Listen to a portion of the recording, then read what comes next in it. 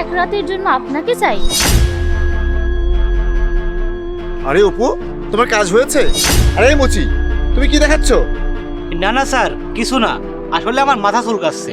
আরে আমি যে এতগুলো শপিং করলাম, ব্যাগ কোথায়? মনে হয় দোকানে রেখে এসেছি, যাও না নিয়ে এসো। তুমি এসব কি যে করো না, তুমি এখানে থাকো, আমি আসছি।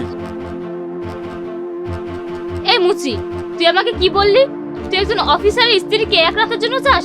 এটা বলতে তোর ভয় লাগলো না? এটা না লিখলে তো আপনি আমার কথা গুরুত্ব দিয়ে শুনতেন না। ম্যাডাম, আপনি আমার কথা শুনুন। এই যে 1,00,000 টাকা, কাজটা যেন ঠিক মতো করা হয়। আমার স্ত্রীকে দুনিয়া থেকে সরিয়ে দেবে। আপনি একদম ভাববেন না স্যার, আপনি শুধু তাকে এখানে নিয়ে আসবেন, তার পরের দায়িত্ব সব আমার। ঠিক আছে।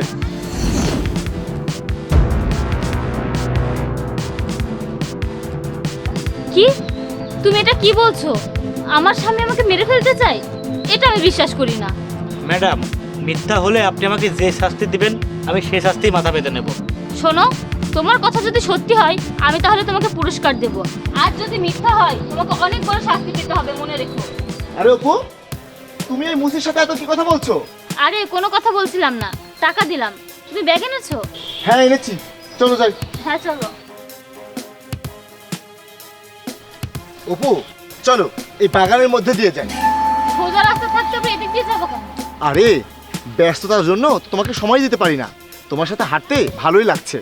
এদিক দিয়ে গেলে একটু বেশি সময় হাঁটা যাবে, চলো। আজ তুমি এত রোমান্টিক হয়ে গেলে কিভাবে? যাই হোক চলো। এই দাঁড়ান, আপনাকে এখন মরতে হবে। আরে এই, তুমি আমার বউকে মেরে ফেলতে চাচ্ছ কেন? আমার বউ অনেক ভালো মানুষ, তুমি ওকে কেন মারবে? তুমি আমাকে মেরে ফেলো। হ্যাঁ, আমি আপনাকেই মারবো। এই কি বলছো তুমি? তুমি আমাকে কেন মারবে? তোমাকে আমি আমার স্ত্রীকে মারার জন্য 1,00,000 টাকা দিয়েছি, তুমি তাকে মেরে ফেলো। ও মরে গেলেই আমি আমার ভালোবাসার মেয়েটাকে বিয়ে করব।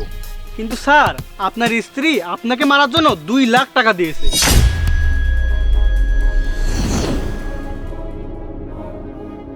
এই যে ভাই, এই ম্যাডামকে আপনি মারবেন না, এই ম্যাডাম খুব ভালো মানুষ। আরে এই ম্যাডামের স্বামী পুরো 1 লাখ টাকা দিয়েছে এই ম্যাডামকে মারার জন্য। আমার পেশায় এটা, যে আমাকে টাকা দেবে আমি তার হয়ে কাজ করব। ভাই, আমি আপনাকে 2 লাখ টাকা দিচ্ছি, আপনি আমার স্বামীকে মেরে দিবেন। আরে কি বলছেন আপনি? 2 লাখ টাকা দিলেন? ঠিক আছে, আমি আপনার স্বামীকেই মেরে দেবো।